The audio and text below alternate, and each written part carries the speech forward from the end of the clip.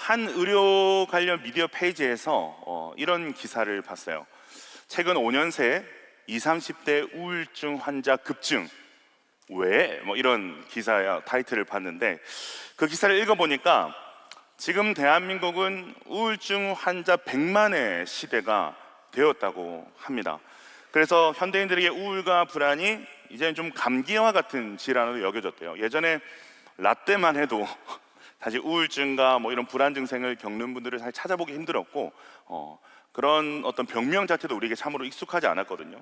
근데 지금 현대 시대에는 우리 주위에 이러한 문제로 어려움을 겪는 사람들이 그만큼 흔하고 많아졌다라는 것을 이야기하고 있는 거죠. 자, 근데 특히 문제는 다른 연령대보다 20, 30대 청년들의 이 우울증 증가폭이 두드러지게 상승되는 것을 발견했다는 겁니다. 전체 우울증 환자 중에 20, 30대가 가지는 비율이 여러분 얼마 정도 될까요? 우울증 환자가 100만 명 시대로 했잖아요. 거기서 20, 30대가 가지는 비중이 얼마나 될까요? 약 40%. 거의 절반 가까이 우울증을 겪는 그 세대가 20, 30대라는 거죠. 엄청난 여러분 비중이에요. 그 원인을 찾아보니까 전문가들이 이렇게 추리더라고요. 치열한 어떤 경쟁 구도, 한국 사회의 치열한 경쟁 구도, 그리고 비교 의식, 사회적인 어떤 불안, 어떤 미래에 대한 불안들. 그런데 여기서 좀 제가 흥미로운 것을 봤는데, 한 의료기관의 연구에서 우울증과 우리가 하는 이 소셜 미디어 간에 상당한 상관관계가 있다는 연구 결과가 나타나는 거죠. 하루에 이 SNS, 인스타그램 같은, 요즘에 스레드 같은, 하루에 유튜브 같은, 하루에 이 소셜 미디어를 2시간 이상 사용하는 청년들이 우울증 증상을 경험할 확률이 다른 사람보다 7배나 높다라는 연구 결과가 있다는 거예요. 그래서 이들에게 이 소셜 미디어 사용을 제한하니까 우울증과 그들이 느끼는 어떤 고독함과 외로움의 수준이 현저히 감소하는 결과가 나타났다라는 어떤 실험 결과가 있습니다. 또 다른 기관에서 비슷한 설문을 했는데, 이 설문에 참여한 70%의 사람들이 이 소셜 미디어에서 다른 사람들의 삶을 보면서 내 삶이 비교적 상당히 초라하다라고 느낀 경험이 있다라고 대답을 했습니다. 자, 그 밖에도 여러 연구가 있는 거예요. 보니까 수많은 연구들이 이 SNS 사용 시간과 우울증 간의 뚜렷한 상관관계를 증명해주는 그런 통계들을 제가 보게 되었습니다. 이 치열한 성과사회, 경제사회인 대한민국에서 SNS 통해서 보여지는 사람들의 모습이 어떠한 거예요? 요즘에 유행하는 말이죠. 영앤리치, 그죠? SNS를 통해서 보여지는 사람들의 삶은 참 영앤리치한데, 그 사람들과 지금 나의 모습과의 어떤 괴리가 너무나도 크다는 거죠. 그러면서 상대적인 어떤 박탈감들, 상대적인 어떤 빈곤함들, 그 정서적 빈곤이 우리를 한없이 우울하게 만든다라는 그런 결론을 낼 수 있을 것 같습니다. 자, 그런데 여러분도 SNS 하시겠지만, SNS를 이용하는 대부분의 이용자가 사실 그 SNS에 공유하고 싶어하는 콘텐츠는 행복한 콘텐츠예요. 그렇지 않습니까? 가장 아름다운 모습, 가장 맛있는 걸 먹었을 때, 가장 빛나는 순간들, 가장 좋은 곳을 갔을 때, 그런 등등의 일상 속에서 늘 평범하게 경험하는 것들이 아니라 가장 최고의 경험들을 공유를 하는 거죠. 그래서 SNS를 보면 화려함과 행복함의 소식들로 가득 차 있는 것을 우리가 발견할 수가 있습니다. 자, 근데 반면에 우리의 삶은 어때요? 그 SNS에서 보여지는 그들의 삶과 우리의 삶을 비교했을 때 실제 우리가 이 땅을 딛고 살아가는 우리의 삶은 어떻습니까? 화려함과 행복함의 소식으로 가득 차 있습니까? 그렇지 않죠. 어쩌면 웃을 일보다 울 일이 많은 게 사실 우리 현실이고 우리 인생이잖아요. 제가 이와 관련해서 좀 재밌는 경험이 있어요. 제가 예전에 아내랑 이제 세부 여행을 간 적이 있어요. 결혼하고 이제 신혼 때 세부 여행을 갔는데, 거기 호텔에 이제 수영장이 있다는 거 알고, 제가 또 몸이 크잖아요.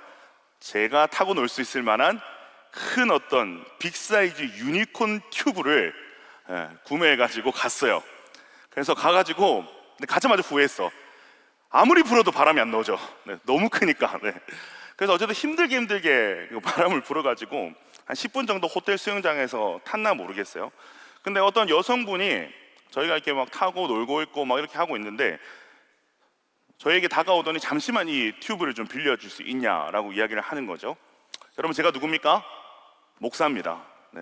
세상 사람들이 저를 그렇게 보지 않겠지만 저는 목사예요. 그리고 목사이기 전에 저는 누굽니까? 그리스도인입니다. 하나님의 어떤 아낌없는 한없는 사랑을 받은 그리스도인이죠. 네, 뭐 유니콘 튜브쯤이야 라고 하면 제가 빌려줬어요. 그리고 잠시 물 밖으로 나와가지고 좀 쉬고 있었는데, 아무래도 저도 10분밖에 못한 거고 제가 열심히 풀었던 어떤 튜브다 보니까 계속 그쪽으로 좀 눈이 갈 거 아니겠습니까? 뭐 그분들이 훔쳐갈까 봐 눈이 가는 건 아닌데 그냥 뭐 계속 눈이 가더라고요. 그래서 뭘 하냐 가만히 봤더니 물놀이는 안 하고 사진을 찍는다고 정신이 없는 거예요. 사진을 전문 용어로 뭡니까? 인스타 각을 잡는 거죠. 인스타 각 잡느라고 정신이 없는 거예요. 엄청 애를 써. 특히 사진을 찍어줄 때 그 찍어주는 사람 정말 민망할 정도의 어떤 열정, 주위에 그 어떤 사람들도 신경 쓰지 않고 오직 그 인스타 각을 위한 어떤 그 열정이 아주 프로다움을 제가 느끼게 했어요. 자, 여러분 그렇게 고생 해가지고 그 사진 한 장 건져가지고 인스타 올리는 거예요. 남들 놀 때 거의 뭐 중노동급으로 사진 찍고 한 장 딱 올려서 그 사진에서는 뭘 표현하고 싶은 거예요? 내가 엄청 이렇게 여유 있는 것처럼, 여유 있게 있다가 어쩌다가 친구가 사진 한 장을 탁 찍어줬는데 그게 그냥 그렇게 인생샷처럼 나온 것처럼, 그걸 유도하기 위해서 그 열심을 다하는 거죠. 제가 그 친구들 봤을 때 그 친구들이 그렇게 시간을 보내는 것이 행복하게 보였을까요? 전혀 행복하게 보이지 않았어요. 안쓰러웠어. 좋아요, 하트 받으려고 조고생을 한다고? 여러분 이게 사실 SNS 그 뒷면에 있는, 이면에 있는 여러분 리얼입니다. 저도 이제 애를 키우다 보니까 희한하게 그 인스타그램이나 또 유튜브 그 알고리즘이 계속 육아에 관련된 것들을 계속 보여줘요. 저도 사실 우리 아들을 키우다 보니까 순간순간 정말 막 사랑스럽고 뭐 신기하기도 하고 막 웃기고 한 순간들이 있거든요. 근데 그거를 카메라에 담기가 너무너무 어려워요. 찍으려고 하면 지나가 있어. 계속 막 어떤 신기하고 이쁜 짓을 하다가도 카메라만 딱 들이대면 그 뒤부터 하지 않아요. 근데 SNS를 보면 기가 막힌 그 아이들의 그 순간순간들을 포착한 영상들이 올라오죠. 제가 계속된 거듭된 어떤 실패 속에서 제가 그때 깨달았어요. SNS에서 아이들의 이런 순간을 담는 어떤 유튜버들은 아이의 모든 순간을 24시간 다 촬영하고 있는 거구나. 카메라를 늘 달고 사는 거죠. 그렇게 생각을 해보니까 과연 그 사람들의 인생이 행복할까라는 질문을 던지게 되는 거죠. 아이의 입장에서도 허구한 날 카메라를 들이대고 있는 부모를 보는 아이는 과연 행복할까? 실제로 여러분들 좋아하는 하준파파 아시죠? 하준파파에게 이런 이야기를 들었어요. 비글 부부라는 어떤 그 컨셉으로 이 사람들이 떴는데, 같이 이제 부부 생활하면서 일상에 너무 재밌는 순간들이 있으면 이거 다시 해보자. 이거 다시 여보 다시 해봐. 방금 했던 거 다시 해봐라고 해서 똑같이 재현해서 찍어서 올리다 보니까 갑자기 팔로워 수가 증가했대요. 리얼이 여러분 아닌 거예요. 리얼리티 중에 진짜 리얼리티는 없다는 말이 사실 맞다는 거죠. 그런데 우리가 계속해서 SNS를 1시간, 2시간, 3시간 그것도 영상들을 보면서 그 게시물을 보면서 시간을 보내다 보면 뭐예요? 연출된 그 장면 하나를 뽑아내기 위해서 수많은 어떤 노고가 들어갔던 그 연출된 장면이 리얼리티 같이 느껴지는 거죠. 그러다 보니 어떤 일이 생기는 거죠? 상대적 박탈감을 느끼게 되는 겁니다. 여러분 지금 한국 사회는 정서적 빈곤의 시대입니다. 당장 먹을 음식이 없어서 굶어 죽는 절대적 빈곤은 사실 찾아보기 힘든 시대죠. 그런데 이 정서적 빈곤 때문에 남들과 비교하면서 느끼게 되는 상대적 빈곤으로 많은 사람들의 영혼이 죽어가고 안타까운 선택이 이르는 일들이 너무나도 비일비재하게 우리 주위에 나타나고 있다는 거죠. 저는 한번 생각해 봤어요. 이들이 잃어버린 것이 뭘까? 이들이 잃어버린 것은 과연 뭘까? 무엇을 이들이 잃어버렸기에 이들은 시종일관 이렇게 우울해하고 그리고 잘못된 선택들을 하는 것일까? 저는 이들을 보면서 이들이 평범의 가치를 잃어버렸다고 생각을 합니다. 평범한 속에서 감사와 행복을 발견하고 누리지 못한 결과가 아닌가라는 생각을 해봤습니다. 특별하고 기적적인 순간, 극적인 순간, 위대하고 영웅적인 성공을 기대하며 살아가는 사람의 부작용이 아닌가라는 생각을 해봤어요. 자, 그런데 여러분, 우리는 기독교인이잖아요. 그렇다면 기독교인들이 추구해야 되는 그 삶과 신앙은 여러분 뭘까요? 놀랍게도 기독교에서 말하는 우리의 신앙, 우리의 영성은요, 비범함을 추구하지 않습니다. 비범함을 추구하는 영성이 아니에요. 비범함을 추구하는 신앙이 아니에요. 우리가 추구하는 영성은 밖으로 나타나는 비범함보다 매일 반복되는 평범을 어떻게 해석하고 어떻게 맞이하는가에 있습니다. 아주 고전 신앙 책인데 로렌스 형제의 하나님의 임재 연습이라는 책이 있어요. 이렇게 막 두껍지 않은 책인데 그 책을 보면 모든 일상에서 하나님의 임재를 어떻게 경험하는지를 잘 기록하고 있어요. 그가 말하는 일상에서 하나님의 임재를 경험하는 방법들이 이런 것들이 있어요.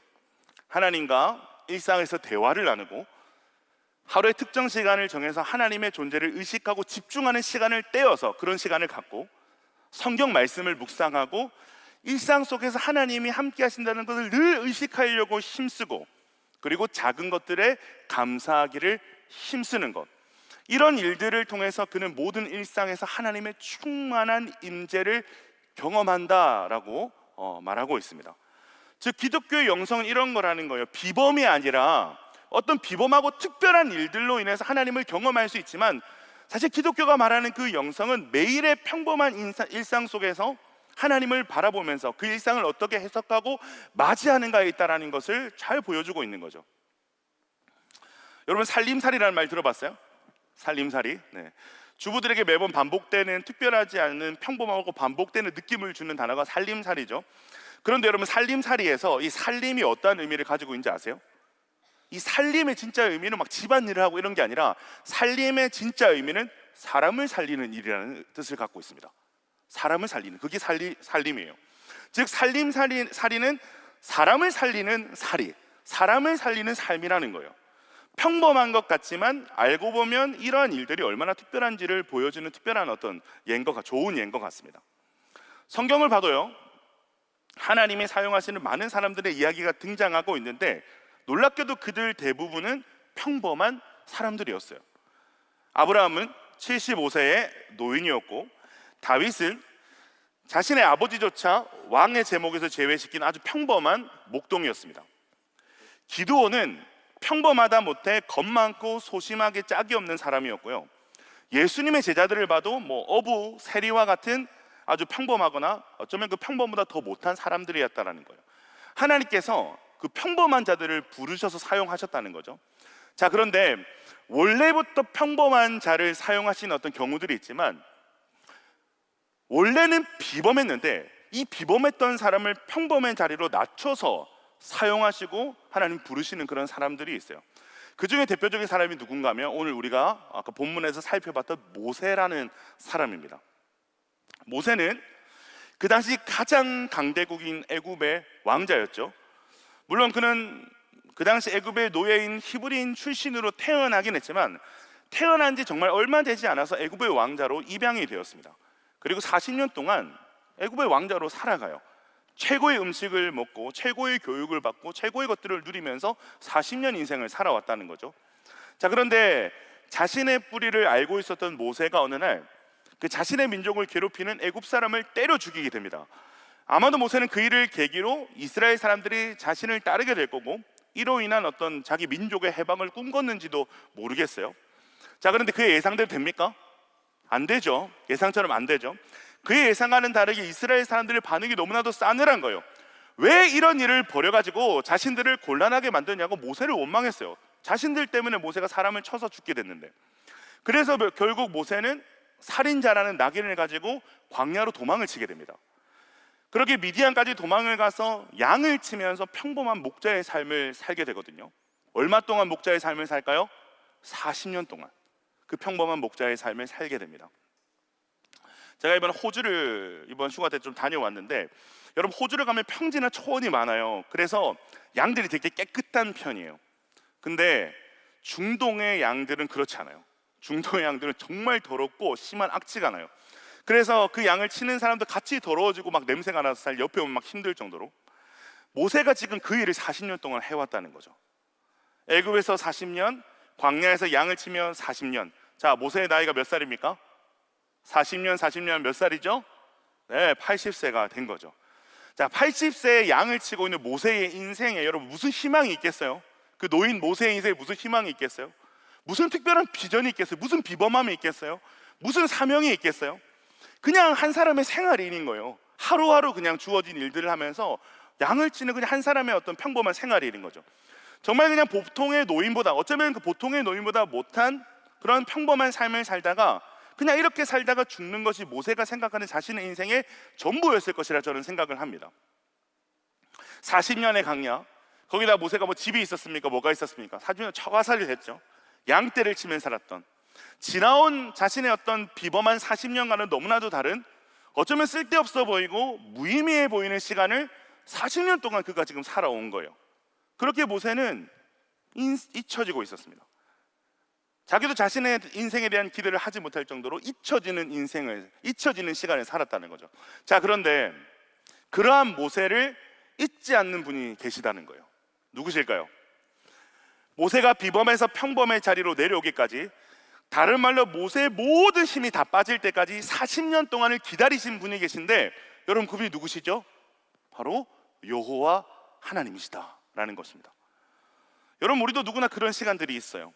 뭔가 비범한 일을 할 수 있을 것만 같았는데, 뭔가 내가 계획된 것들을 잘 해낼 수 있을 것만 같았는데, 내 인생이 이렇게 척척척 준비한 대로 흘러갈 줄 알았는데, 그래서 어느 지점에서는 남들보다 좀 그럴듯한 인생을 살 수 있을 줄 알았는데, 뜻하지 않는 한계나 어려움들이 우리 삶에 찾아올 때가 있다는 거죠. 기대했던 무언가가 무너지고 믿었던 누군가에게 거절을 당하는, 우리 인생의 모든 것들이 다 무너지는 경험을 할 때가 있는 거예요. 그래서 그냥 생활인으로, 어떤 비범한 꿈과 비전도 품지 못한 채 생활인으로 하루하루 주어진 일들 가운데 그저 살아가는 그런 시간들이 우리 가운데도 찾아올 때가 있습니다. 어쩌면 상당히 무료한 거죠, 그죠? 그저 반복되는 인생을 살아갈 뿐인 거죠. 자, 그런데 여러분 기억하셔야 돼요. 우리는 그 시간들이 무료하고 무의미한 시간이라고 생각할지 모르겠지만, 이 모든 시간은 하나님 안에서 의미 있는 시간이다. 하나님께서 여러분을 기다리시는 시간이라는 거예요. 하나님께서 당신의 때를 준비하고 계시는 시간들이라는 것을 우리는 오늘 말씀을 통해서 발견할 수 있어야 됩니다. 여러분, 모세는 내어 쫓기듯 광야로 들어갔어요. 그곳에서 40년을 살면서 양을 쳤다라는 거예요. 자, 여러분, 만시간의 법칙이라고 들어봤어요? 어떤 자기계발서 이런 거 보면 만시간의 법칙 이런 거 나오거든요. 우리가 한 가지 일에 만시간을 투자하면 우리는 그 일의 전문가가 된다라는 그런 이론입니다. 자, 그렇다면 40년 동안 광야에서 양을 쳤던 모세는 어떤 일의 전문가가 되어 있었을까요? 양치는 일의 전문가가 되었겠죠. 40년 동안 양만 쳤으니까 하루에 3시간만 쳤겠어요? 네. 하루 모든 온종일을 양을 치며 보냈으니까 양치는 데는 아주 전문가가 됐을 겁니다. 여러분, 양은요 상당히 특이한 동물이에요. 일단 공격 스킬이 0이에요. 자, 공격 스킬이 0이면 방어 스킬이 좀 좋아야 되냐, 그죠? 근데 방어 스킬도 0이야. 그리고 눈앞에 뭐가 있는지 잘 못 보는 아주 심각한 어떤 근시를 갖고 있습니다. 그래서 먹지 말아야 될 풀을 뜯어먹다가 죽기도 하고, 바로 여기 구덩이가 있는데 이 구덩이에도 너무나도 잘 빠져서 막 허우적대는, 그리고 빠져서 죽기도 하는. 놀라운 사실은 뭐냐면 한 번 넘어지면 혼자서 못 일어나요. 계속 버둥거리는 거예요. 그래서 누군가가 일으켜줘야만 일어날 수 있는. 자, 거기다가 고집스럽고 또 다혈질이고 말을 정말 안 듣는 동물이 양인데요. 여러분, 이게 양의 특징이에요. 자, 그런데 여러분, 모세가 이 양을 40년 동안 쳤단 말이죠. 네. 자, 그런데 성경에서 여러분 우리를 어떤 동물에 보통 비유하고 있죠? 양에, 바로 이 양에 비유하고 있습니다. 이사야서 53장 6절 말씀을 보면 이렇게 얘기하고 있습니다. 우리는 다 양 같아서 그릇 행하여 각기 제 길로 갔거늘 여호와께서는 우리 모두의 죄악을 그에게 담당시키셨도다. 자, 우리는 다 뭐 같다고요? 양 같아서 각기 제 길로 그릇 행하며 하나님의 말씀을 안 듣는다는 거죠. 이것이 이스라엘의 모습이고 우리의 모습이라는 것을 성경이 말해주고 있는 거예요. 자, 그런데 여러분, 모세가 나중에 어떤 사람이 되죠? 지금은 양을 40년 동안 치고 있었는데 나중에는 어떤 일을 하란 말이죠. 말 안 듣고 양과 같은 이스라엘 수백만 명의 지도자가 모세가 되는 거죠. 그들의 목자가 되어 출애굽을 하고 광야 생활을 이끌어내는 지도자가 된다는 겁니다. 자, 광야에서 양의 목자로 살아가는 일의 전문가가 누구라고? 모세예요. 모세가 사실 이스라엘 백성들 그 수백만 명을 광야에서 이렇게 자기가 40년 동안 지도하고 인도할 줄 몰랐겠지만, 모세는 자기도 모르는 그 일상 속에서, 그 평범한 일상 속에서 그 40년을 그 일을 하고 살면서 그 일의 전문가가 된 거죠. 모세만큼 광야의 모든 지형과 기후들을 잘 아는 사람은 없었을 거예요. 모세만큼 양의 기질을 알고 그 양을 잘 돌볼 수 있는 사람도 없었을 거예요. 그가 40년 동안 한 일이 광야에서 양치는 일밖에 하지 않았어. 이 무료하고 나른하고 무의미해 보이는 시간들이 있었기 때문에 모세는 비범한 사명을 감당할 수 있게 되었다는 것을 우리는 말씀을 통해서 발견하게 되는 거죠. 자, 그렇다면 모세의 나른하고 무의미해 보이는 시간들을 결국 누가 허락하신 시간이라는 말이 되는 거예요? 하나님이 허락하신 시간이다. 하나님이 준비하신 시간이다라는 말이 되는 겁니다. 모세는 기다리지 않았지만 하나님께서 모세가 준비되도록 기다리셨던 시간이다라고 우리가 고백할 수 있는 거예요. 혈기왕성해서 40대의 모세, 정말 많은 힘을 가졌던 왕자 모세로 시도했던 그의 비범한 삶이 있었습니다. 자기 민족의 구원자, 지도자로 나서려 했던, 그러나 철저하게 그 비범의 자리에서 하나님께서 낮추시고 평범한 생활인으로 살게 하시는데, 알고 보니까 그 평범한 시간들이 다시 모세를 시대 앞에 세워서 이 사명을 감당하게 하시기 위한 시간들이었다라는 것이죠. 여러분, 모세의 사명의 자리가 어디입니까? 광야입니다. 모세의 사명의 자리는 다른 곳이 아니에요. 광야예요. 그는 광야에서 사명을 감당하면서 광야에서 삶을 마무리합니다. 하나님 이것을 알고 계신 거죠. 여러분, 이것이 평범한 일상 가운데 숨겨진 비범함이라는 거예요. 이런 책이 있어요. 평범하게 비범한 철학 에세이라는 책이 있거든요. 그 책을 보면 일상이 비범해지는 순간은 일상을 철학적인 시선으로 바라보기 시작하는 순간이다라는 이야기를 하고 있어요. 아주 일리가 있는 말이라고 생각을 합니다. 그냥 매일매일 찾아오는 일상인데 이런 질문을 던져보는 거죠. 철학적인 질문을 던져보는 거죠. 나는 매일 무엇을 위해서 학교를 가는가? 나는 매일 무엇을 위해서 출근하는가? 내가 왜 존재하는 걸까? 이런 어떤 철학적인 질문으로 주변을 둘러볼 때 낯익은 광경들이 갑자기 낯설게 느껴지면서 비범하게 다가오는 것들을 경험하게 된다는 것이 이 책의 요지입니다. 자, 그런데 문제가 있어요.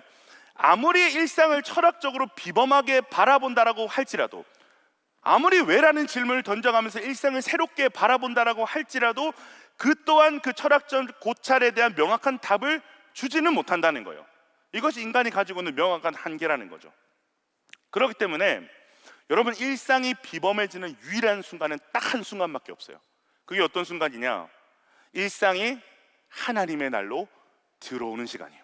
따라합니다. 일상이 하나님의 날로 들어오는 시간.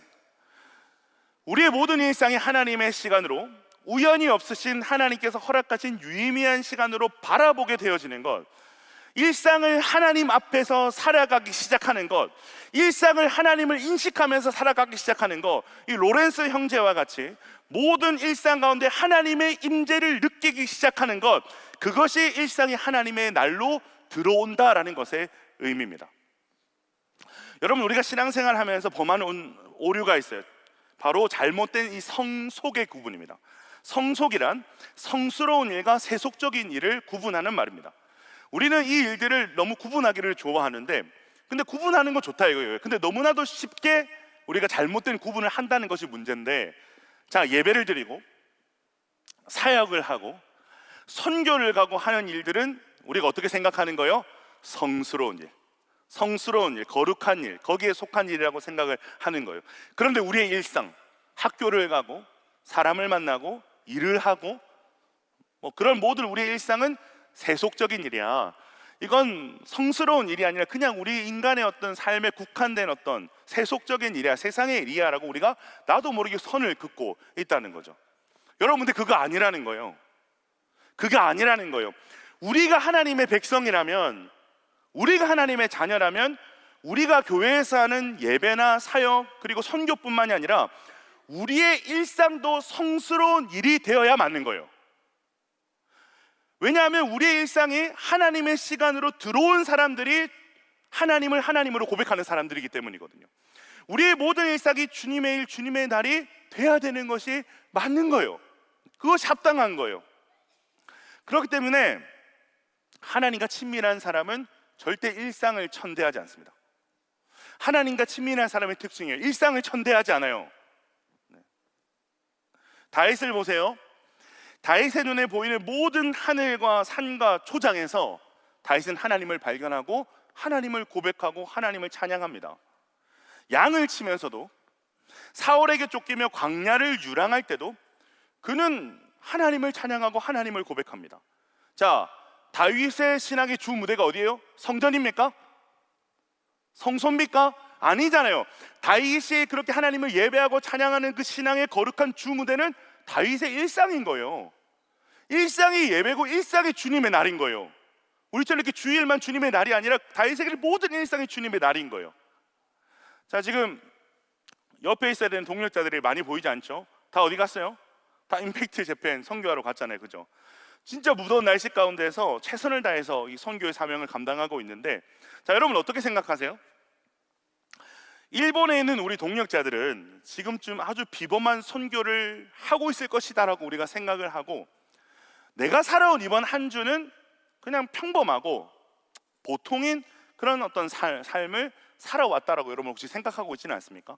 근데 그렇게 생각하면 안 된다는 거예요. 너무나도 잘못된 생각이라는 거예요.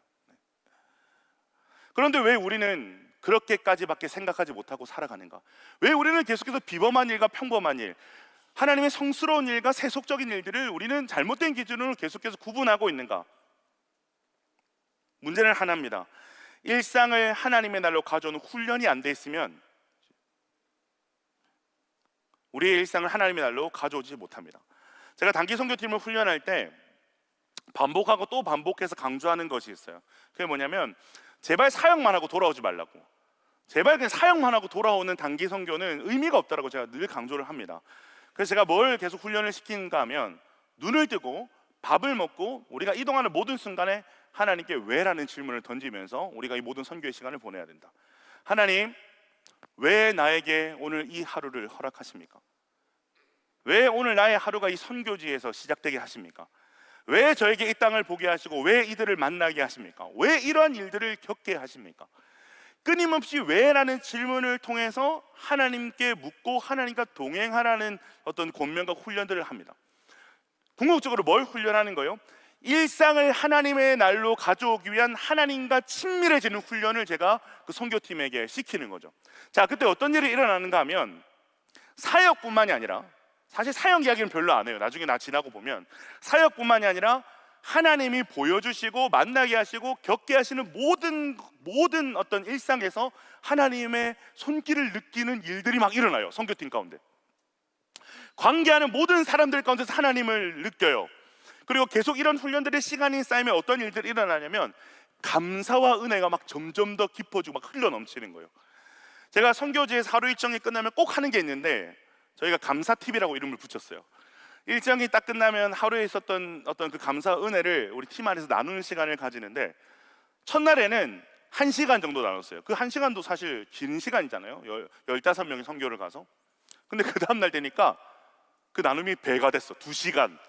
그 다음날은 3시간. 그러니까 처음엔 선교사님이 우리를 기다렸어요. 숙소까지 데려다 주시려고. 근데 어느 순간부터 자기 먼저 간다고, 도저히 못 기다리겠다라고 하고, 계속 그 나눔들이 길어지는 거예요. 계속 시간이 늘어나서 나중에 제한 시간을 정할 정도로 감사와 은혜의 나눔이 깊어지는 거죠. 여러분, 제가 올 초에 갔다 왔던 그 태국 선교에서 어떤 초자연적인 하나님의 역사가 일어났을까요? 아니에요. 그런 일은 일어나지 않았습니다. 그냥 보통의 날들이었어요. 진짜 보통의 날들이었어요. 근데 그 보통의 날들 가운데 깊은 은혜를 경험한 비결이 여러분 뭐라는 거예요? 눈을 뜨고 잠들 때까지 온통 선교적인 방향에 우리의 시선이 고정되어 있었기 때문입니다. 분주한 일상에서 떠나서 하나님께 집중하고 하나님께 묻고 나아가는 모든 시간을 통해서 하나님과 친밀해지면서 그 일상 속에 하나님의 은혜를 경험하는 일들이 일어났기 때문입니다. 자, 그러한 어떤 맥락에서 여러분, 우리의 삶도 마찬가지라는 거예요. 우리의 일상에는요, 수많은 하나님의 편지가 숨겨져 있어요. 이것을 마틴 루터는 온 세상이 하나님의 강대상이다라는 이런 표현을 쓰기도 했습니다. 온 피조물이 지으신 목적대로 하나님의 영광을 찬양하고 하나님의 영광을 설교하고 있다는 거예요. 온 피조물이요. 그렇기 때문에 우리의 모든 날은 사실 하나님의 날이 될 수밖에 없는 거죠. 이것을 아는 사람들에게는 우리의 모든 일상이 하나님의 날이 될 수밖에 없는 거죠. 우리가 못 보고 우리가 못 느낄 뿐이지 우리의 일상에 있어도 되고 없어도 되는 무의미한 시간은 존재하지 않는다는 거예요. 모세에 버려진 것 같은 여러분 40년을 한번 보세요. 모세는 몰랐어요. 그런데 알고 보니까 하나님이 준비하신 그 양과 같은 이스라엘 백성들을 하나님께서 광야로 인도하신 지도자로 길러내기 위한 하나님의 지혜로 계획된 주옥 같은 시간들이었다라는 거예요. 우리 출애굽기 오늘 3장 1, 2절 말씀 다시 한번 읽어볼까요? 3장 1에서 2절 말씀입니다. 같이 한번 읽어봅시다. 시작. 모세가 그의 장에 미디안 제사장 이드로의 양떼를 치더니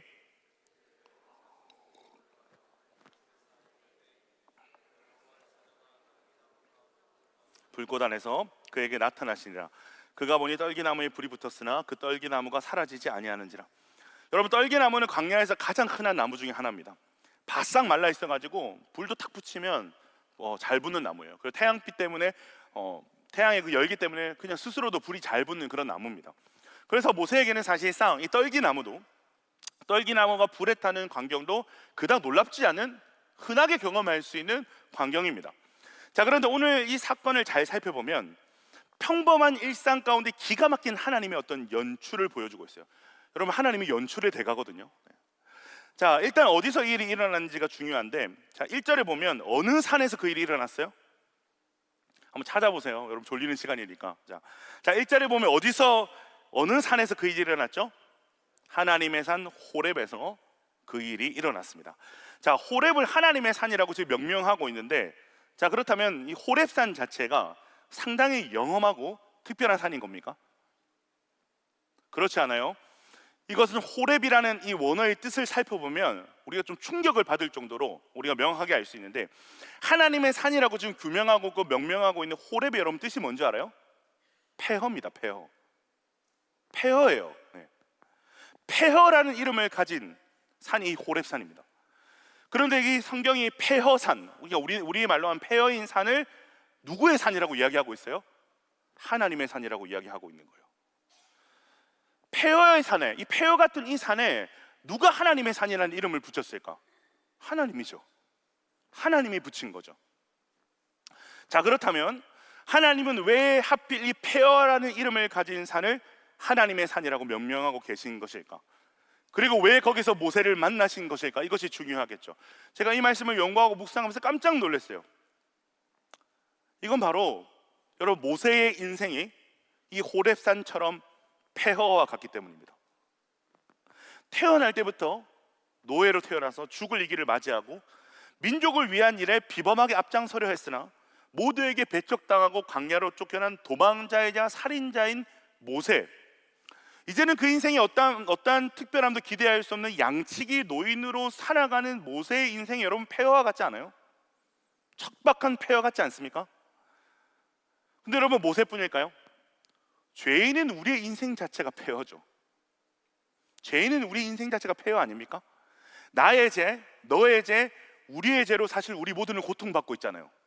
결핍에 시달리고 비교에 시달리고 상처에 시달리고 한계에 시달리고 우리의 인생을 고통의 바다라고 정의할 정도로 우리 인생은 여러분 폐허와 같습니다. 우리의 인생이 호렙이고, 여러분, 우리의 인생이 호렙산이고 불타 없어지는 떨기나무와 같은 것이 여러분 사실 우리의 인생이고 우리의 실존이라는 거예요. 자, 근데 그 산에 누가 계신다는 거예요? 그 산에 누가 계신다는 거예요? 그 산에 하나님이 계신다. 하나님이 바로 그곳에 찾아오신다. 그리고 하나님께서 바로 그 폐허와 같은 그곳을 하나님의 땅, 하나님의 산이라고 부르고 계신다라는 것입니다. 여러분, 이것은 하나님께서 우리를 어떻게 생각하시는지가 고스란히 드러나는 어떤 장면이라고 할 수 있습니다. 우리는 우리의 존재를, 우리의 일상을 폐허와 같다라고 생각할지 모르겠지만 하나님께서 그런 우리를 향해서 뭐라고 말씀하신다는 거예요? 아니야, 네 존재는, 네 인생은 폐허더미 같은 인생이 아니야. 너의 전 인생이 나의 걸작품이고 너의 모든 날이 나의 날들이라고 하나님께서 지금 말씀을 하고 계신 거죠. 이것이 폐허산이라는 이름의 호렙산을 하나님의 산이라고 부르시면서 그곳에 임재하신 하나님께서 우리에게 보여주시고 들려주시고자 하시는 메시지인 거예요. 그리고 이것이 호렙산 한가운데 덩그러니 있는, 볼품없이 싹 말라버려서 불타고 있는 떨기나무 같은 모세의 인생을 부르시는 기가 막힌 하나님의 연출의 장면이라는 것입니다. 여러분, 하나님 너무나 기가 막힌 분 아니십니까? 자, 이 놀라운 하나님의 연출 가운데 모세가 이 떨기나무를 주목하게 되죠. 아까도 말했듯이 떨기나무가 사막에서 불타는 일은 여러분 흔한 일입니다. 그런데 평소 같으면 오늘도 저 떨기나무는 불이 타는구나 라고 지나갔을 텐데, 오늘따라 이 불붙은 떨기나무가 모세의 걸음을 멈춰 세우는 거죠. 왜일까요? 오늘 말씀을 보면 불이 붙긴 했는데 나무가 타요, 안 타요? 나무가 안 타요. 불이 붙었는데 나무가 안 타는 거예요. 나무가 멀쩡한 거예요. 네. 자, 여러분, 연소의 3요소가 뭐죠? 네, 감사해요. 네, 축복합니다. 네, 우리 다 배웠잖아요, 그죠? 뭐 연료, 산소, 열, 뭐 이런 3요소 이런 거 배웠잖아요. 자, 이 세 가지 요소가 동시에 있어야만 연소가 이루어질 수 있는 거예요. 자, 근데 불이 붙었는데 연료가 그대로인 거예요. 연료가 타야지 계속 그 불이 계속해서 전속이 되는데, 여러분, 이게 뭘 보여주는 거예요? 이 불이 타는 데 있어서 이 연료인 떨기나무가 이 불과 상관이 있다 없다? 상관이 있다 없다? 상관이 있으면 이 떨기나무가 타야 되잖아, 그치? 근데 타지 않는다는 건 이 불과 떨기나무가 상관이 있다 없다? 상관이 없다. 여러분, 이것이 가지는 상당히 중요한 어떤 숨겨진 의미가 있는 거예요. 자, 2절에 보면 떨기나무 가운데로부터 나오는 불꽃 안에서 그에게 나타나시니라고 기록되어 있죠. 즉 하나님께서 이 떨기나무에 붙은 불꽃 안에 임재해 계신 거예요. 자, 여러분이 떨기나무가 무엇을 상징한다 했어요? 모세를 상징한다 그랬어요. 폐역 가운데 너무나도 초라하고 볼품없는 모세의 인생을 투영하는 것이 이 떨기나무라고 했어요. 그런데 거기에 하나님의 불꽃이 임한 거죠. 근데 나무는 타지 않는 거예요. 불은 계속 붙어 있는데 나무는 타지 않는 거예요. 여러분, 이게 뭘 보여주는 거예요? 이제부터 하나님께서 모세를 부르시고, 출애굽기 3장이 모세의 소명장이거든요. 하나님께서 모세를 부르셔서 이제부터 하나님이 모세를 쓸 건데, 하나님이 모세에게 보여주시고 말씀하시는 거죠. 내가 너를 쓸 때, 내가 너를 부를 때, 내가 너를 사용할 때 이 떨기나무 같은 너의 존재, 지금 너의 상황과 환경과 상태는 중요하지 않아 라고 말씀하시는 거죠. 상관이 없어 라고 말씀하시는 거죠. 여러분, 지금 모세의 나이가 몇 살이라고 했어요? 몇 살? 80살. 자, 80살 때 모세의 직업이 뭐다? 양치기다. 자, 모세의 지금 상황은 어떻다? 살인하고 도망쳐 있는 신세다. 모세의 인생이 여러분 떨기나무가 패한 거예요. 그런데 하나님이 모세를 쓰시고자 하실 때 모세의 어떠함이 상관이 있다 없다? 상관없다 라고 하나님께서 말씀하시고 계신 거예요. 고린도전서 1장 27절에 이런 말씀이 있어요. 그러나 하나님께서 세상에 미련한 것들을 택하사 지혜 있는 자들을 부끄럽게 하려 하시고 세상에 약한 것들을 택하사 강한 것들을 부끄럽게 하려 하시며. 여러분, 이 말씀에 하나님의 일하심, 하나님의 부르심이 너무나도 잘 나타나 있습니다. 하나님은 세상에 미련한 것들을 택하사 지혜 있는 자들을 부끄럽게 하시는 분이십니다. 하나님은 세상에 약한 것들을 택하사 세상에 강한 것들을 부끄럽게 하시는 분이 우리 하나님이시다라는 거예요. 이것이 하나님의 방식이에요. 이것이 하나님의 일하심의 방식이에요. 이것이 하나님의 사람을 쓰시는 방식이에요. 그렇기 때문에 하나님은 우리를 낮추시기를 원하세요. 낮추시기를 원하세요. 철저하게 점점 더 낮추시기를 원하세요. 모세는 광야에서 철저하게 낮아진 것이고, 결국 모세가 출애굽시킨 이스라엘도 광야에서 어떤 일을 겪는 거예요? 낮춰지는 일을 겪는 거예요. 신명기 8장 2절 3절 우리 한번 찾아볼까요? 출애굽기 바로 근처에 있으니까 조금만 넘기면 신명기가 나와요. 신명기 8장 2에서 3절 말씀 우리 같이 한번 읽었으면 좋겠습니다. 신명기 8장 2에서 3절. 네, 같이 한번 읽어봅시다. 시작. 내 하나님 여호와께서 이 40년 동안에 내게 광야길을 걷게 하신 것을 기억하라. 이는 너를 낮추시며 너를 시험하사 내 마음이 어떠한지 그 명령을 지키는지 지키지 않는지 알려 하심이라. 너를 낮추시며 너를 줄이게 하시며 또 너를 알지 못하며 내 조상들을 알지 못하는 만나를 내게 먹이신 것은 사람이 떡으로만 사는 것이 아니요 여호와의 입에서 나오는 모든 말씀으로 사는 줄을 내가 알게 하려 하심이니라. 자, 하나님께서 이스라엘 백성을 40년 동안이나 걷게 하신 이유가 뭐라고 모세가 지금 그 백성들에게 설교를 하고 있어요? 낮추시기 위함이다. 낮추시기 위함이다. 자, 그러면 왜 낮추시는가? 말씀을 보면 네 마음이 어떠한지 그 명령을 지키는지 알려 함이니라.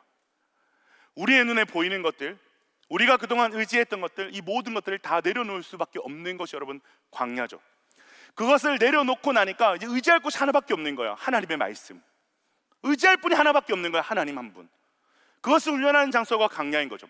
자, 그때 어떤 일이 일어난다는 거예요. 3절을 보면 너를 낮추시며 너를 줄이게 하시며 만나를 내게 먹이신 것은 뭐 때문이다?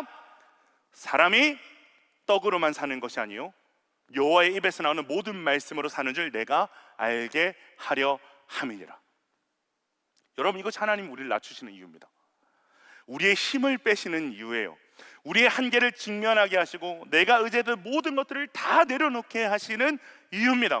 이것이 하나님이 광야에서 우리를 준비시키시는 방법이라는 거죠. 내 인생의 모든 생사하복은 다른 것이 아니라 하나님께 달려있구나. 하나님의 말씀만 붙들면 사는구나. 그 약속만 따라가면 승리하는구나. 이것이 평범의 자리에 있는 우리를 비범한 자로 준비시키시는 하나님의 훈련 과정이라는 것입니다. 여러분, 이스라엘 백성이 이 광야를 통해 낮아지고 난 뒤에 어떤 사람들이 되었죠?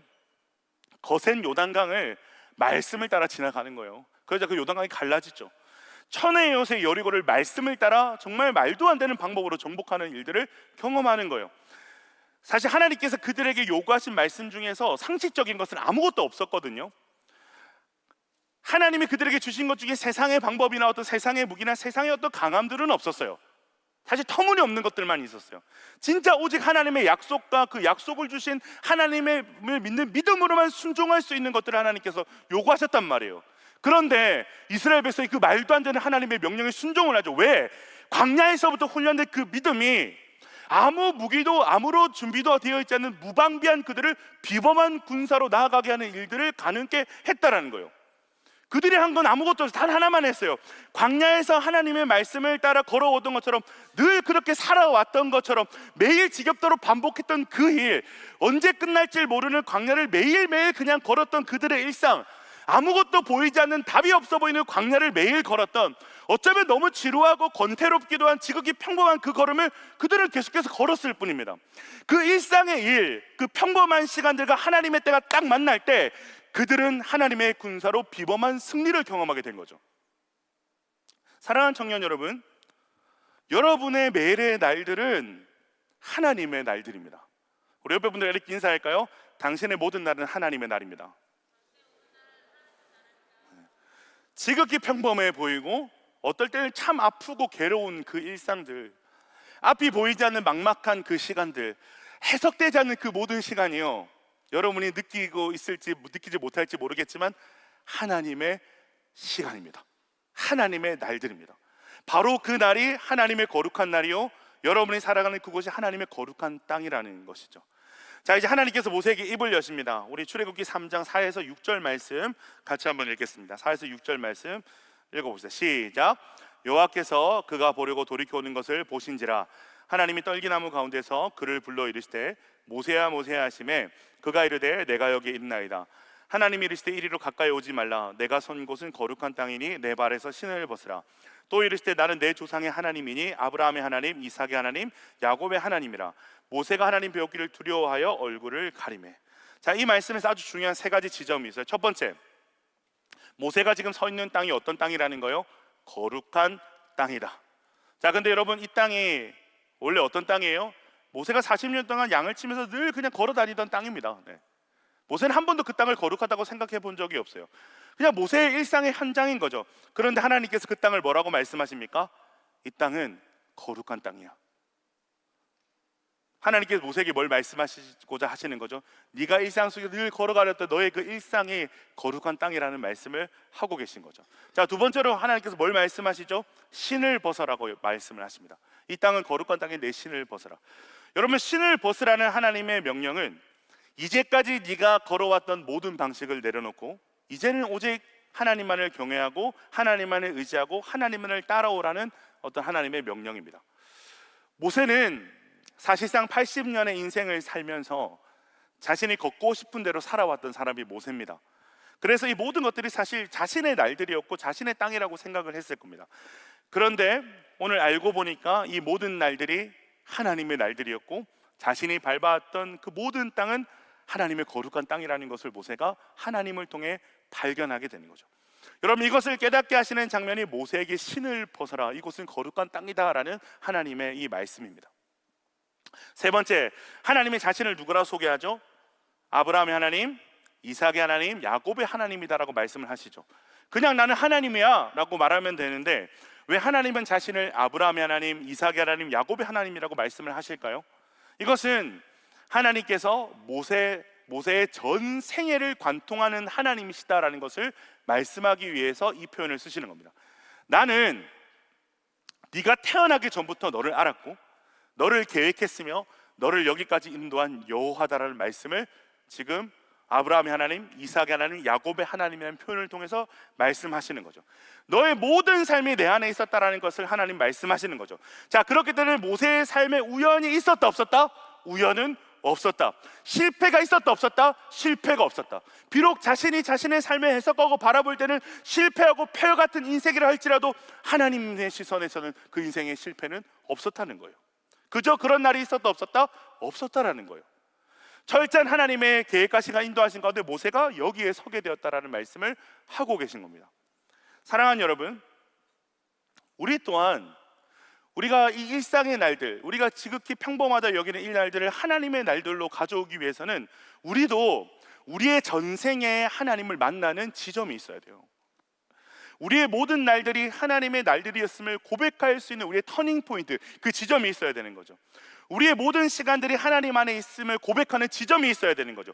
우리의 신을 벗고 하나님께 엎드려 하나님의 주권을 철저하게 인정하게 되는 그 지점이 있어야 되는 거죠. 그때 우리는 비로소 그저 평범하고 아니 평범하지도 못했던 못난 우리의 삶이 재해석되는 역사를 경험하게 되는 것입니다. 여러분, 이 만남의 사건을 사모해야 되는 거예요. 자, 그렇다면 하나님께서 광야에서 모세를 훈련하시고 호렙의 떨기나무에서 모세를 찾아오셔서 신을 벗게 하신 후에 무엇을 명령하시는가가 중요하겠죠. 자, 9에서 10절 말씀 같이 한번 읽어보겠습니다. 9에서 10절입니다. 시작. 이제 가라. 이스라엘 자손의 부르짖음이 내게 달하고 애굽 사람이 그들을 괴롭히는 학대도 내가 보았으니 이제 내가 너를 바로에게 보내어 너에게 내 백성 이스라엘 자손을 애굽에서 인도하여 내게 하리라. 자, 하나님의 명령이 주어집니다. 어떤 명령이죠? 이제 가라. 이제 가라. 이제 내가 너를 바로에게 보내겠다. 내 백성을 애굽에서 인도하여 내겠다라고 말씀을 하시는 거죠. 여러분, 애굽은 어떤 곳입니까? 이스라엘이 학대당하며 노예 생활을 하던 곳이 애굽입니다. 하나님이 아닌 바로에게 종살이하면서 신음하고 고통했던 자리가 애굽입니다. 그런데 하나님이 그 모든 시간을 방관하신 것이 아니라 그 모든 시간을 보셨고 이스라엘의 모든 부르짖음을 하나님이 다 듣고 계셨다라고 말씀을 하십니다. 그리고 그곳으로 모세를 보내시는 거죠. 모세를 통해 당신의 백성을 구원하시는 일을 이제는 하시겠다라고 말씀을 하시는 거죠. 또 애굽은 어떤 자리입니까? 모세가 가장 많은 것들을 가졌던 자리죠. 그래서 자신의 힘으로 모든 것을 할 수 있을 거라고 생각했던 자리죠. 그러나 그 모든 것들이 철저하게 무너진 지점이죠.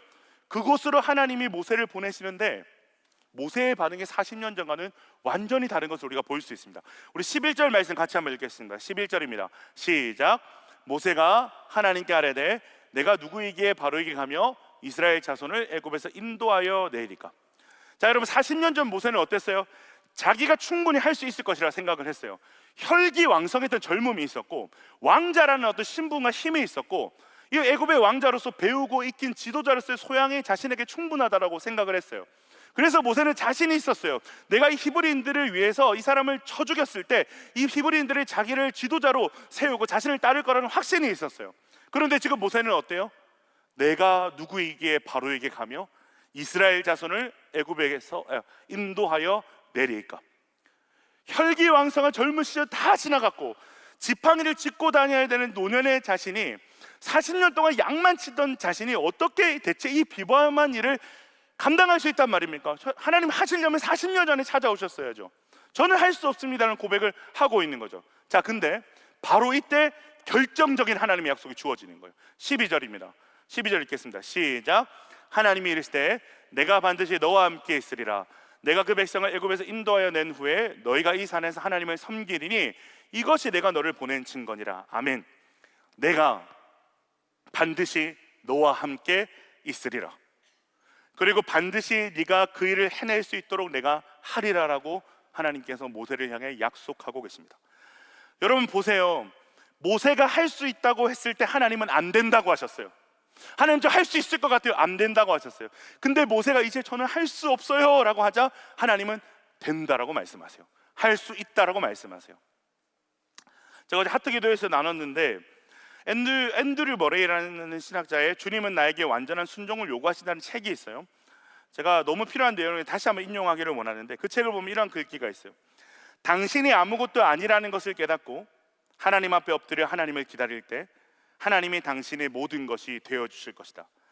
당신이 아무것도 아닌 존재가 아니라 무엇이 되려고 애쓰는 한 하나님은 당신의 모든 것이 될 수 없으며 하나님의 전능하심은 당신 안에서 온전히 역사할 수 없다. 믿음은 자아에 대한 철저한 절망, 인간과 땅에 있는 모든 것들을 중단하는 것, 그리고 오직 하나님 안에서 소망을 발견하는 것에서 시작된다. 믿음은 자신의 전적인 무력함을 인정하는 데서 시작된다. 다른 누군가가 나를 대신해서 그것을 해야 한다는 것, 그것이 영적 삶의 비밀이다. 나는 할 수 없습니다라는 바로 그 자리, 그래서 하나님이 하셔야 된다라고 고백하는 그 자리에서 하나님이 우리에게 이렇게 말씀하시는 거예요. 이제 됐다, 이제 가라.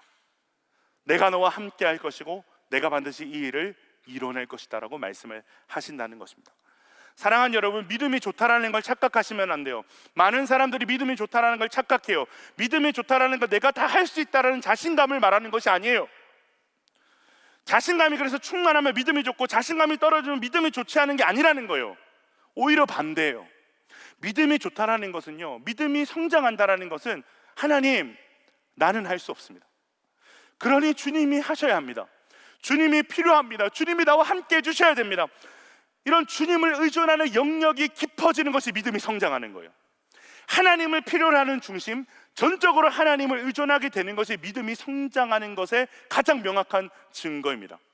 나는 할 수 없는데 나를 부르신 하나님께서 함께 하시고 반드시 하신다라고 말씀하셨기에 그 주님과 함께 걸어가 보는 것, 모든 것들을 철저하게 주님 앞에 의존한 채 그 사명의 자리로 뛰어들어 보는 것, 여러분 그때 그 인생을 하나님께서 비범한 인생으로 들어쓰시는 줄로 믿습니다.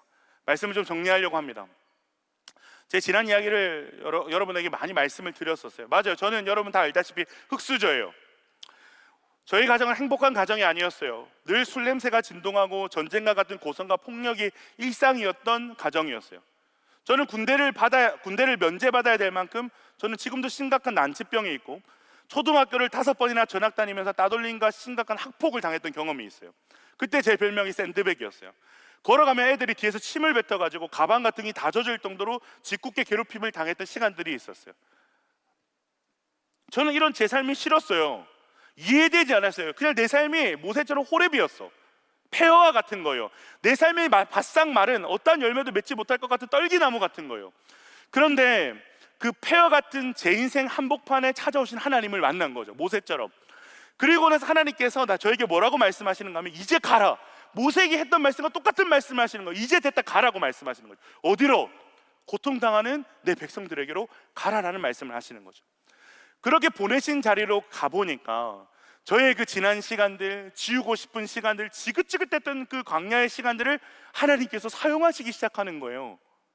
가난의 서러움으로 고통하는 영혼들, 무너진 가정에서 고통하는 영혼들, 폭력과 학대로 상처 입은 영혼들, 병들어서 고통하는 영혼들, 버림받은가 배신으로 고통하는 영혼들을 진심으로 품게 하시고 위로하게 하시고 영원한 소망을 갖게 하신 그 일에 저의 지나간 그 광야의 이야기를 하나님이 쓰시는 것을 너무 많이 경험을 했습니다. 그렇다 보니까 제가 경험할 수밖에 없는 거예요. 저는 하나님이 없는 폐허와 같은 홀로 덩그러니 내버려진 광야 같은 인생이 내 인생이라고 생각했는데, 제가 이렇게 그 이야기들로 사람들을 살리는 일들을 감당하다 보니까 제가 고백할 수밖에 없는 것이, 진짜 나의 모든 날들이 하나님의 날들이었구나. 내가 못 보고 못 느꼈을 뿐이지 버려진 것만 같은 그 시간들이 하나님이 준비하신 하나님의 지혜로 계획된 정말 주옥 같은 시간이었구나. 여러분, 저는 여전히 비범한 사람이 아니에요. 평범 이하의 어떤 삶을 살았던 사람이었고, 그런데 하나님께서 이런 나의 날들을 영혼을 살리는 비범한 날들로 바꿔주시는 거예요. 이제 여전히 저는 평범 이하의 사람이에요. 늘 자격지심에 시달리고 자신 없고 겁 많고 두려운 거 투성이에요. 목소리는 큰데 두려운 거 투성이야. 두려워서 더 크게 얘기하는 거예요. 안 들키려고. 사람들이 저의 부족함을 눈치챌까 봐 두려워하고 불안해하는 자존감 낮은 사람이에요. 그래서 못하겠다고 하나님 앞에 투정 부릴 때가 정말 많아요. 근데 그럴 때마다 하나님께서 저에게 말씀하시는 거죠. 내가 너와 함께 할 거야. 네가 하는 게 아니야. 내가 할 거야. 그렇게 지금까지 걸어왔고 오늘도 그렇게 걸어가고 있는 중입니다. 그냥 매일 해왔던 것처럼 어쩌면 반복되는 일상일지 모르겠지만 이 평범해 보이는 모든 날들이 이제는 비범한 주님의 날들인 것을 제가 믿고 해석할 수 있는 사람이 되었기 때문에, 그렇기 때문에 기대할 것이 없는 중에도 제가 기대하게 되고, 소망할 것이 없어 보이는 중에도 소망하게 되고, 주님께서 걷게 하시는 하루하루 평범한 일상들을 계속해서 걸어나가는 일들을 하는 거죠. 사랑하는 여러분, 여러분의 모든 날들은 주님의 날입니다. 여러분이 느끼든 못 느끼든 상관없어요. 여러분의 모든 날들은 주님의 날입니다. 한순간도 주님의 날이 아닌 날이 없습니다. 바울이 이렇게 고백하죠. 로마서 8장 28절, 우리가 알거니와 하나님을 사랑하는 자 곧 그의 뜻대로 부르심을 입은 자들에게는 모든 것이 합력하여 선을 이루느니라. 하나님을 사랑하는 자들은 어떤 자들이에요? 하나님의 사랑을 받은 자들입니다. 하나님의 사랑을 받았으니까 우리 하나님을 사랑하게 된 거거든요. 그런 자들의 모든 순간들, 기쁨의 순간들, 슬픔의 순간들, 상처의 순간들, 어떤 성공의 순간들, 실패의 순간들, 외로움과 거절과 절망의 모든 순간들을 하나님께서 어떻게 하신다고요? 합력하여 선을 이루신다. 그렇다면 이 선은 뭘 말하는 건가? 이 말씀에 나와 있듯이 그의 뜻대로 부르심을 입은 자들이 그 부르심을 깨닫고 부르심의 사명을 감당하게 되는 것을 말합니다. 나의 어떠함과 상관없이 부르심 뜻대로 그 부르신 사명을 감당하게 되는 것을 말합니다. 그 일을 누가 행하신다? 하나님이 행하신다. 그 일을 누가 이루신다? 하나님이 이루신다. 여러분, 그때 우리는 보게 되는 거죠. 우리의 잊혀진 시간들, 아니 어쩌면 잊어버리고 싶은, 지우고 싶은 시간들이 영혼을 살리고 하나님의 나라를 세워나가는 비범한 어떤 사명을 향한 하나님의 시간이었구나. 다 잃어버린 줄 알았고 무너진 줄 알았던 그 자리가 하나님으로 대체되는 시간이었구나.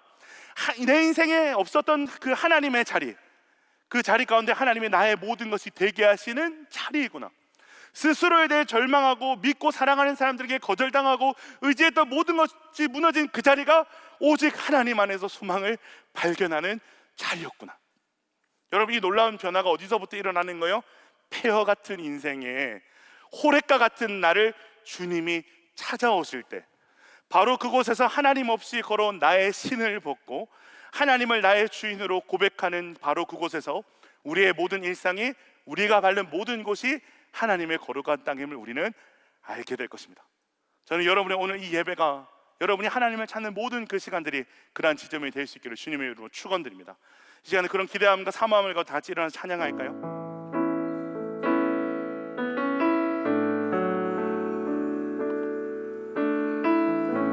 하나님이 허락하신 모든 그 시간들, 그 시간이 시련이라고 할지라도 그 모든 시간들이 하나님의 날들임을 우리가 함께 믿음으로 바라보면서 이 찬양을 고백했으면 좋겠습니다. 내게 허락하신 시련을 통해 나의 믿음 더욱 강하게 자라나고 험한 산과 골짜기 지나는 동안 주께 더 가까이 나를 이끄시네.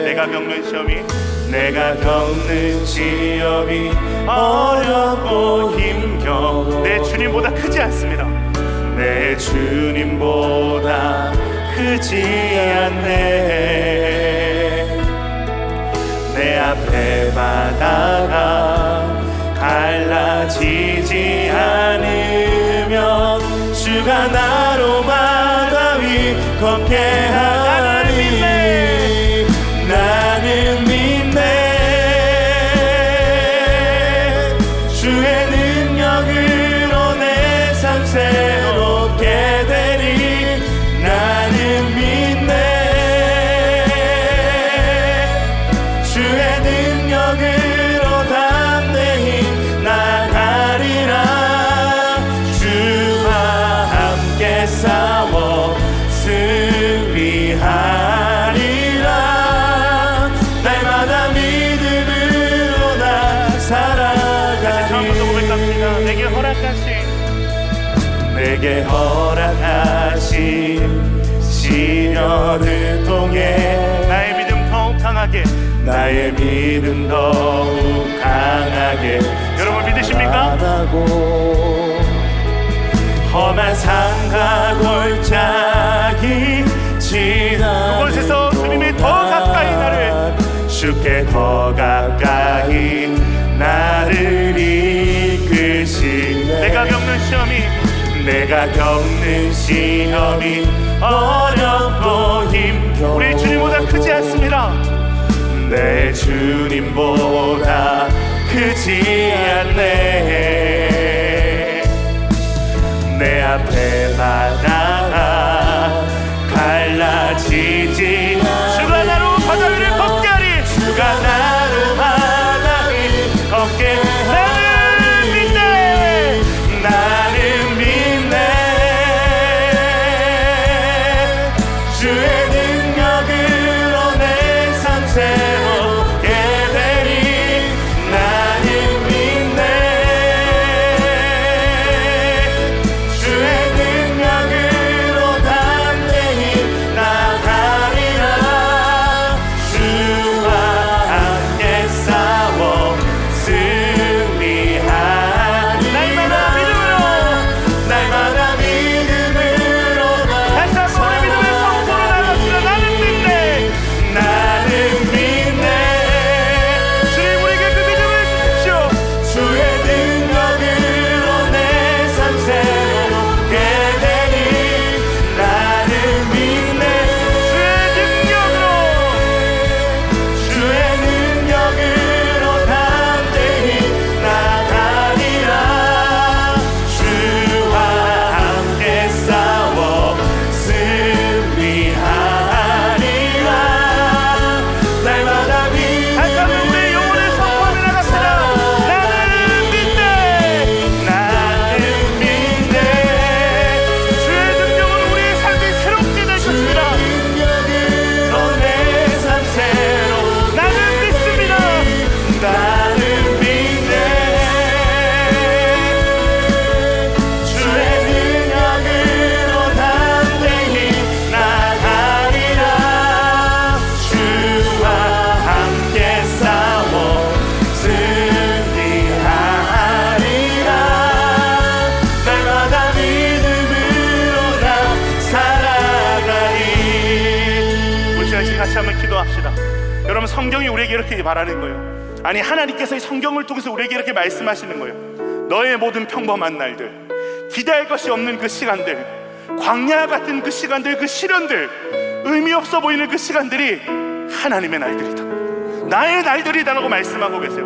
잊혀진 시간들, 아니 잊어버리고 싶은 그 시간들이 하나님의 시간들이라고 성경은 분명하게 우리 향해서 선포하고 있습니다.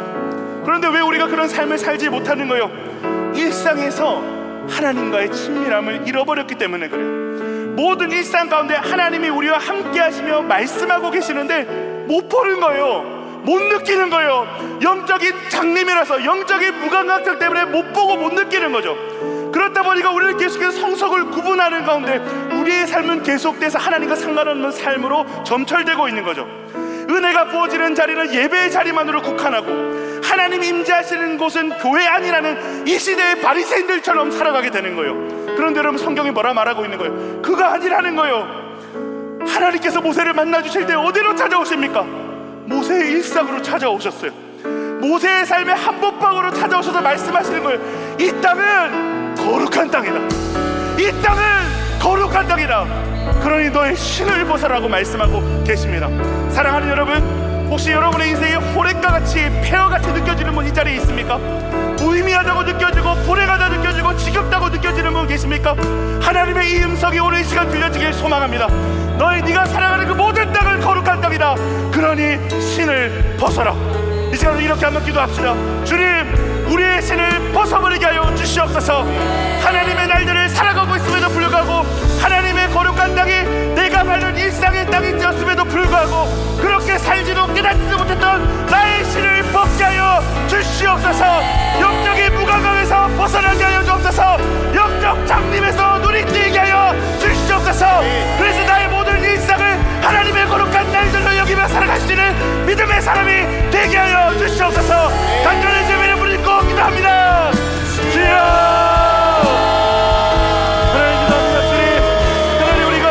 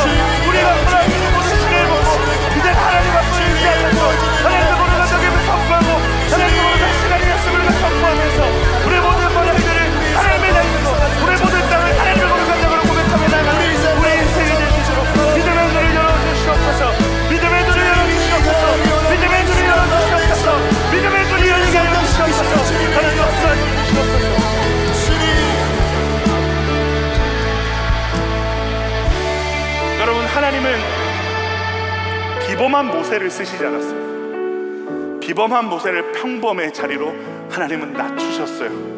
나는 할 수 없습니다는 자리까지 내려오게 하신 것, 바로 그때 하나님께서는 모세를 사명자로 불러내시죠. 비범한 사명의 자리로 평범한 모세를 보내시는 거죠.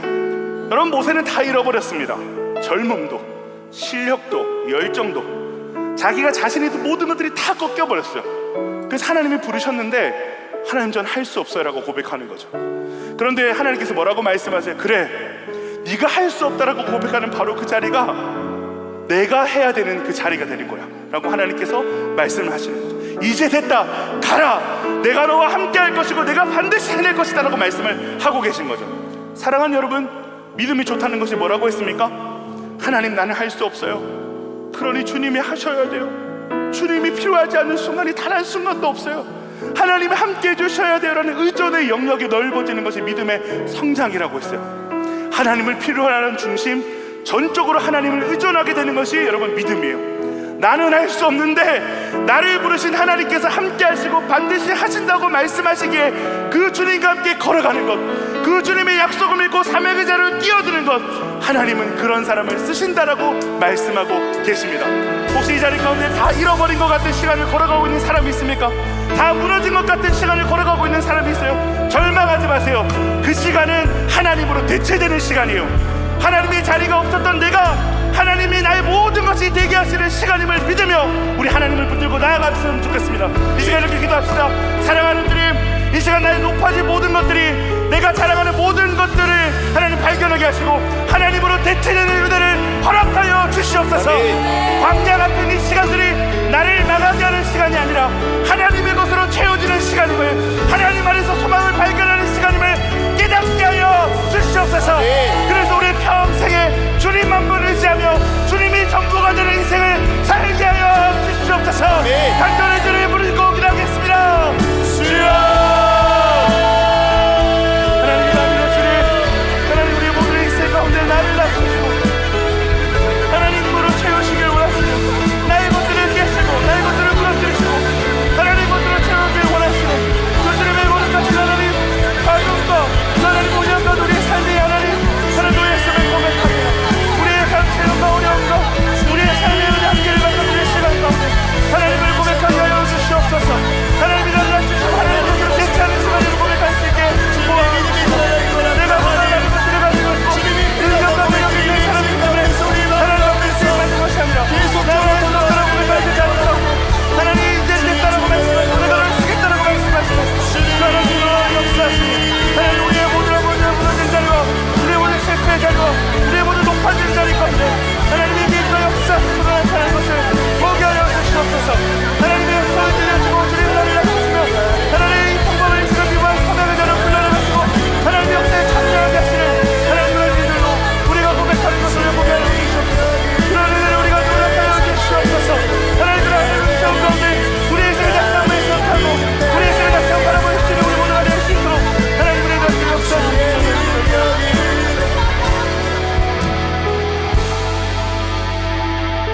하나님, 오늘 우리에게 믿음의 눈을 열어주십시오. 폐허와 같은 정말 그 떨기나무 같은 우리의 인생을 찾아와 주셔서 우리의 인생이 지우고 싶고 잊어버리고 싶은 우리의 인생이 하나님의 시간들이었고 우리가 발을 디디며 살아가고 있는 외면하고 싶은 폐허와 같은 우리의 일상의 그 땅들이 하나님의 거룩한 땅임을 고백하게 되는 은혜가 우리 가운데 있게 하여 주시옵소서. 그래서 더 이상은 하나님의 은혜를 이 교회라는 장소에 국한시키지 아니하고 나의 모든 일상들이 다윗이 그러했던 것처럼 하나님의 강대상으로 하나님의 임재하시는 처소로 변화되는 것을 보게 하여 주시옵소서. 하나님, 우리의 믿음의 눈을 열어주시길 소망합니다. 보이는 대로 판단하고 보이는 대로 단정짓지 아니하고 나의 모든 문제와 상황보다 더 크신 하나님을 바라보면서 그 실수 없는 하나님, 아브라함의 하나님, 야곱의 하나님, 이삭의 하나님이 나의 전 인생을 관통해서 나를 지으시고 나를 여기까지 인도하신 그 하나님이심을 고백하는 가운데 하나님 안에서 실패와 실수는 없다라는 것을 우리가 고백하며 하나님 앞에 전 인생을 맡겨드리며 소망할 수 없는 중에 소망하고 기대할 수 없는 중에 기대하며 살아가는 믿음의 사람들이 되게 하여 주시옵소서. 하나님 감사합니다. 오늘 우리 이 자리가 태와 같은 우리의 삶에 찾아오신 그 하나님의 그 떨기나무와 같은 하나님 시간이 되었는 줄로 믿습니다. 이제 일상으로 우리가 나아가서 삶을 살아갈 텐데, 이 한 주의 일상이 이전과는 다른 하나님과 동행하는 일상을 살아갈 수 있게 도와주시고, 우리 눈에 보이는 것들이 다르게 해석되어지는 것을 경험하는 가운데 하나님을 기대하고 소망하는 그런 일상을 하나님께서 허락하여 주시는 것을 경험하는 복된 우리의 삶들이 되게 하여 주시옵소서. 감사드리며 살아계신 우리 구주 예수님 이름으로 기도드립니다. 아멘. 이제는 우리 주 예수 그리스도의 은혜와 하나님의 풍성하신 사랑과 성령의 감화감동 교통하심이 우리를 낮추시고 그 낮추신 자리에 하나님의 것들로 채워가시며 하나님의 사람으로 거룩히 쓰임받고자 우리를 불러주심을 믿는, 그리고 그런 인생을 사모하여 고개 숙인 이 자리에는 우리 모든 청년들 머리 위에, 우리 야베스 공동체 위에 이제로부터 영원토록 함께 할지어다. 아멘.